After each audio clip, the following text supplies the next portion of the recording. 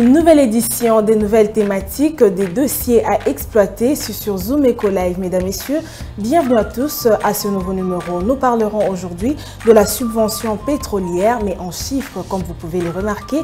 Il s'agira des chiffres clés avec Julie Tunamaka. Nous aurons aussi un dossier sur ce plateau avec Benita Mouni qui revient pour nous parler de comment s'y prendre pour faire face à la hausse du baril du pétrole en République démocratique du Congo. Nous aurons à noter les nouvelles analyses que nous ramèneront Patrick Bumbuka et les rendez-vous économiques dans l'agenda du jour. Mais avant d'y arriver, prenons les nouvelles en bref et retrouvons-nous juste après pour la suite du programme.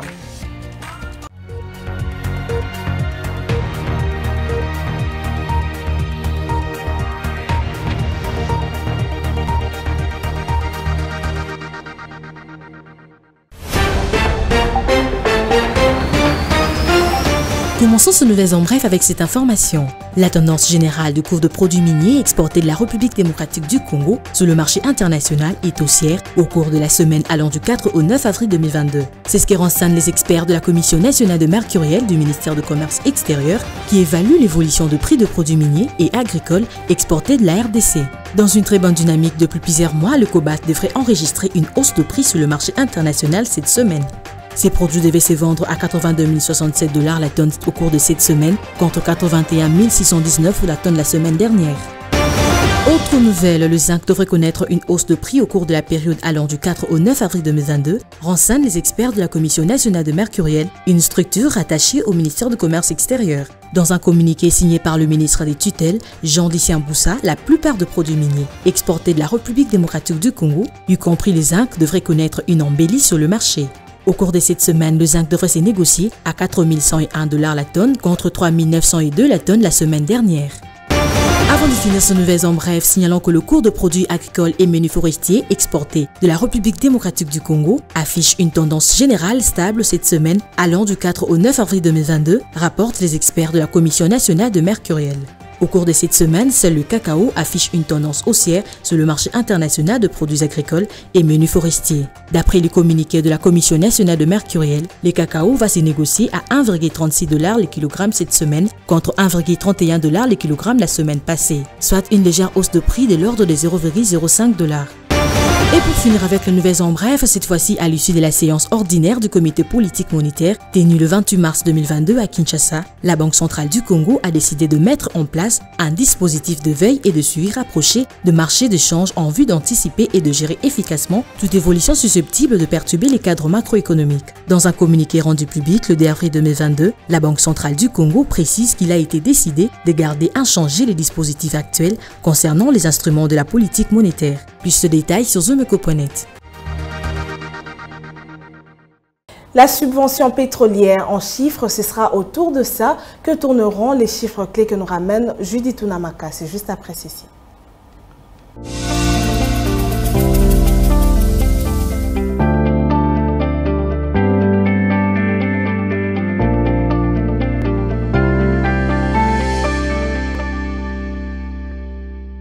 Les chiffres clés, c'est avec vous, Julie Tunamaka. Bienvenue. Merci, Piombo. Commençons déjà notre échange avec ce qu'il y a à noter autour du cours de change. Voilà, en nous basant sur le cours de change actuel dans la ville-province de Kinshasa, commençons donc à l'officiel où $1 se retrocède à 2000 francs congolais, un franc CFA s'altère à 3,40 centimes et 1 euro vaut 2233 francs congolais.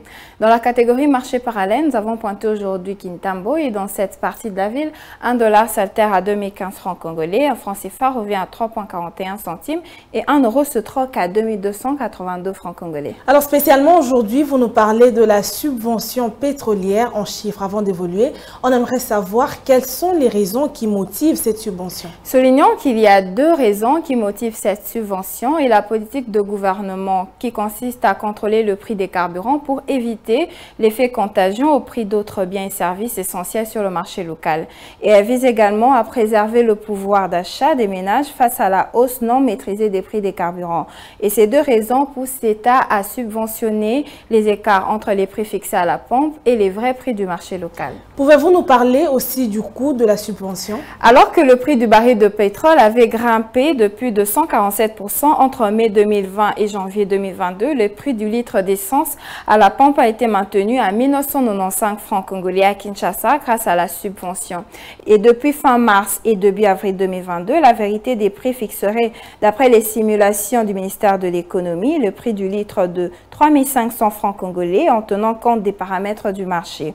Et malgré cela, le litre se vend toujours à 2095 francs congolais, et ce parce que le gouvernement subventionne ce manque à gagner aux pétroliers pour soulager la population. Une dernière question avant de nous séparer au Namaka. D'après les simulations, en fonction des paramètres actuels, que doit-on retenir ou que doit-on savoir sur la facture annuelle de la subvention? D'après les simulations en fonction des paramètres actuels, le Congolais devrait savoir que chaque litre acheté à la pompe, l'État supplée pour lui 40,15% du prix d'achat auprès des pétroliers.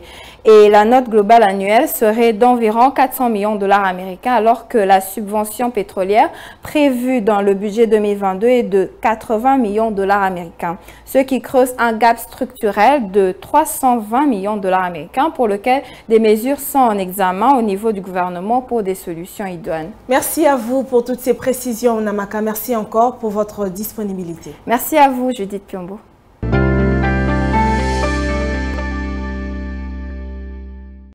Nous allons à présent recevoir Benita Mouini qui va nous parler de comment s'y prendre pour faire face à la hausse du baril du pétrole en République démocratique du Congo. Suivez.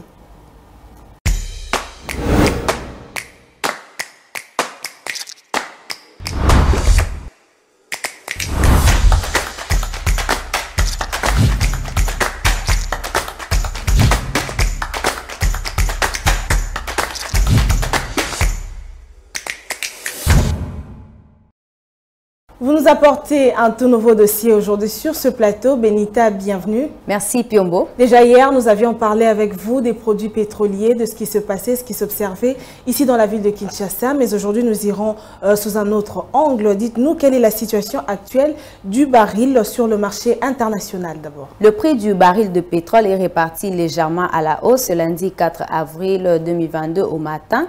105 dollars américains le baril de Brent. Et c'est après quelques jours d'une lente baisse succédant le pic de 139 atteint le 7 mars dernier. Cette nouvelle tendance à la hausse du cours de l'or noir était un mauvais augure pour le prix à la pompe. L'inquiétude ne retombe pas auprès des instances internationales. C'est le cas de l'Agence internationale de l'énergie qui redoute un choc mondial de l'offre pétrolière et les percussions pourraient être dramatiques sur le prix à la pompe, tant que les discussions entamées depuis 2 semaines entre la Russie et l'Ukraine n'aboutiront pas positivement, la menace d'un baril à plus de 150 dollars américains planera toujours sur le marché. Revenons dans notre pays, la République démocratique du Congo. Quel est donc l'impact de cette situation sur le marché congolais? La RDC, comme de nombreux pays, sont impactés par cette situation et chaque État s'organise à sa manière pour réduire cet impact sur la population. Pour le cas de notre pays, il y a lieu de retenir que toute augmentation de cours du pétrole brut sur le marché international entraîne en conséquence l'accroissement quotidien des écarts entre le prix fixé à la pompe et les vrais prix du marché local. Et ces écarts sont supportés par le Trésor public pour préserver le pouvoir d'achat du Congolais. D'après les projections chiffrées du ministère de l'économie nationale, l'État supporterait sur chaque litre acheté à la pompe environ 65% du montant total. Et sur l'année 2022, la note globale avoisinerait les 400 millions de dollars américains, alors que les subventions prévues dans le budget de l'État sont de l'ordre de 80 millions de dollars américains. Mais que faudrait-il faire alors dans ce cas? L'équation à résoudre consistera à soit à combler l'écart de 320 millions de dollars américains, soit à rationaliser cette subvention en excluant une partie de bénéficiaires de cette subvention pétrolière. Autant de mesures prises, autant les réflexions sont mûries au niveau du gouvernement autour du Premier ministre pour les solutions idoines. Merci beaucoup Benita pour toutes ces précisions. Retrouvons-nous prochainement. Merci Piombo. Juste après elle, Patrick Bomboka nous revient avec des nouvelles analyses. Suivons-le dans la chronique du jour.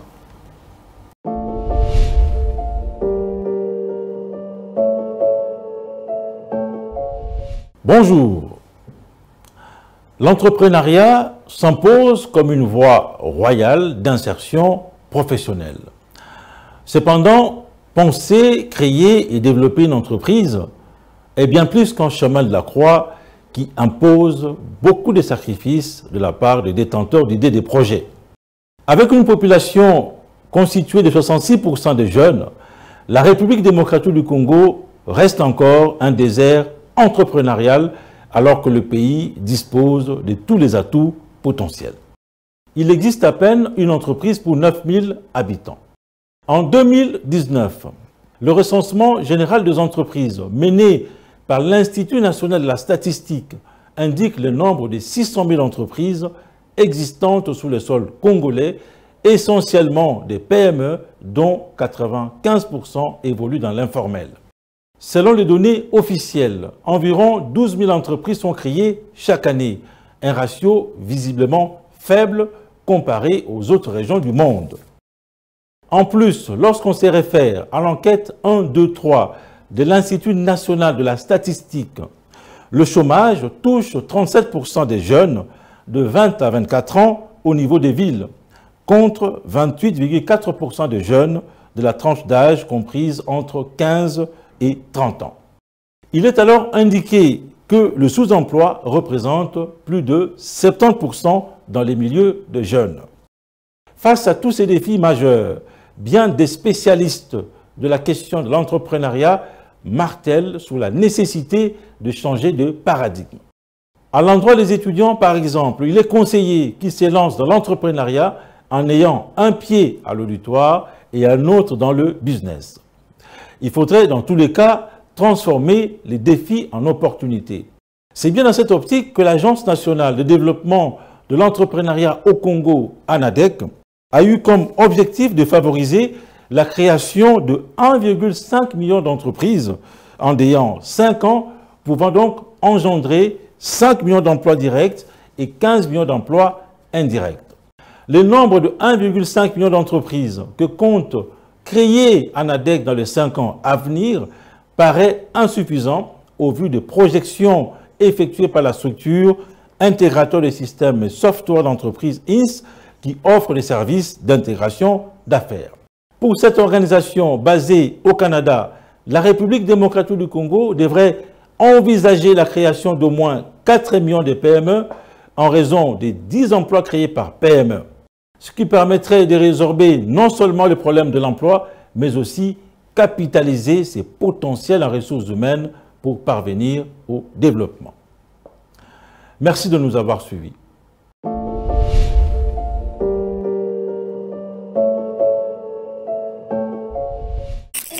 Suivez-moi tout le jour à travers Zoom Wende sur Zoom Eco Live. Abonnez-vous sur notre chaîne YouTube. Zoom Eco Live, la référence de l'actualité économique en RDC. Depuis quelque temps, il s'observe des changements des prix des produits de première nécessité dans la ville de Kinshasa. Et Naomi Kande aujourd'hui dans le marché du jour Zoom Wende, elle nous ramène l'actualisation justement de ces prix. Nous la suivons dans ce nouveau numéro. Suivez.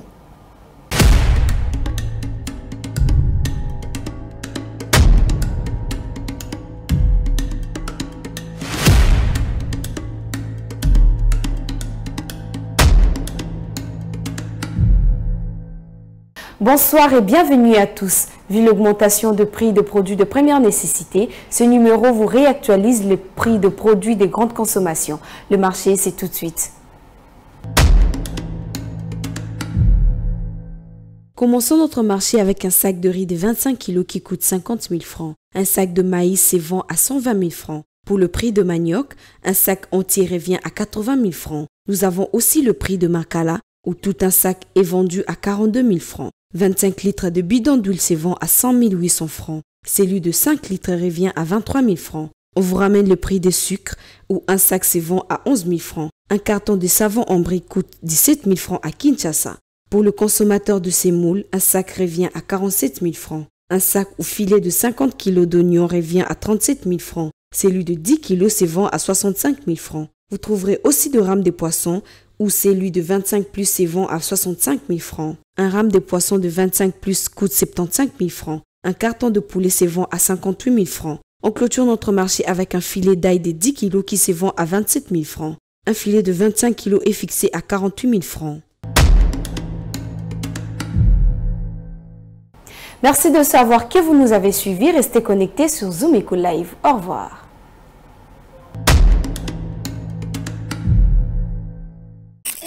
Les rendez-vous économiques, c'est dans l'agenda sur Zoom Eco Live.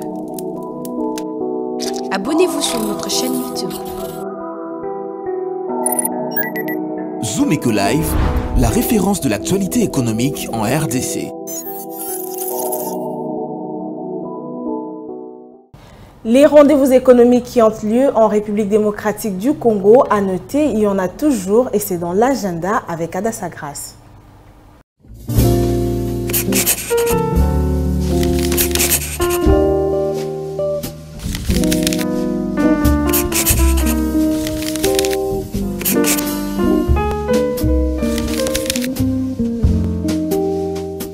Bienvenue à l'agenda, voici les entrevues du jour. La formation en gestion de projet et Amas Projet a débuté ce lundi 4 avril pour se clôturer le 16 avril prochain, dès 17h à 19h30 à Kinshasa. Un autre événement, il s'agit du village des innovations technologiques qui se tiendra à Kinshasa, le samedi 9 avril prochain de 9h à 18h. Signalons cette fois-ci que FOPAC Asbel organise un programme de formation au métier d'agripreneur. Souhaiterez-vous apprendre sur ces métiers? Prenez donc rendez-vous du 11 au 17 avril prochain dans la province de Bandundu en RDC, précisément dans la ville de Kikwit. Et pour finir, Andine Sarlu organise 3 formations en avril, notamment une formation en assistant administratif et ressources humaines qui débutera du 18 jusqu'au 22 avril prochain, de 17h à 18h et $80 et les frais de participation. Deuxièmement, le 23 avril, Andine Sarlu poursuivra avec un séminaire sur les techniques d'embauche et recherche d'emploi, de 10h à 15h, avec $25 comme frais de participation. Et du 25 au 30 avril prochain, ce programme va se clôturer avec une nouvelle session sur la gestion stratégique de PME. $100 est fixé comme frais de participation, de 16h à 19h30. Ces 3 rendez-vous se dérouleront à Kinshasa, au numéro 130B, immeuble Elembo, boulevard du 30 juin, dans la commune de Lagombe. Merci de nous avoir suivis. Au revoir.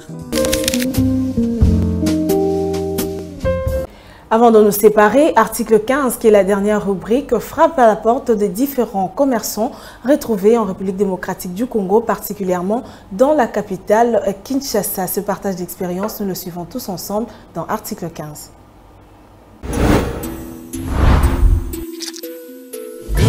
Jamais, jamais, jamais.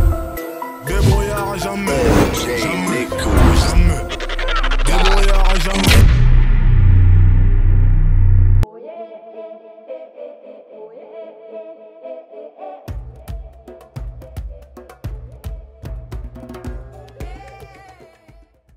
Abana ba 2010 ape mutute osunga ngai kanga moko sani nanga o mobali nanga ndeko na ngai makamu nyonso ka yangwana yana bokola bana nanga natangisa bana nafutela ndako makamu nyonso epemeza kaka na biloko ya otambusi nakokaka kovanda na ndako bongo telefona luka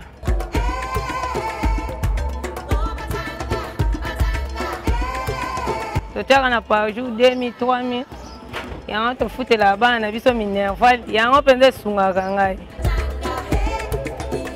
ntango mosusu okosopa biloko ntango mosusu okokende esika moko boye bato osenga bazangaka te makambo ka ebele kaka ndeti na mikolo mpenza eza pasi makasi eza pasi yango wana mwana mwasi nyonso fo koluka kotambola mbeya te maladi na mboka ezali makasi yango biso tokoma na biso kotambusa biloko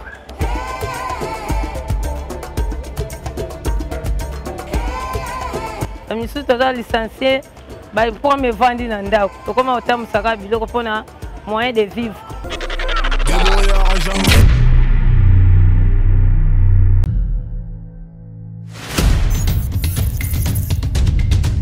Nous avons pris l'engagement de toujours vous servir en vous donnant l'essentiel de l'information économique en RDC. Mesdames, Messieurs, c'est un plaisir de vous recevoir chez vous. Le gouvernement congolais dirigé par le Premier ministre Jean-Michel Sama Lukonde n'est jure que par la réduction du train de vie des institutions. Merci à vous, Judith Piombo, pour ce dossier. Merci, Unamaka. Désormais, suivez-nous à 19h30 sur la RTNC du lundi au vendredi avec le même plaisir. Zumeko Live, la référence de l'actualité économique en RDC. Et c'est par ici que prend fin cette édition. C'est un plaisir de savoir que vous êtes nombreux à nous suivre. Merci de rester fidèles à Zumeko Live. D'ici là, portez-vous bien et retrouvons-nous prochainement avec le même plaisir. Au revoir.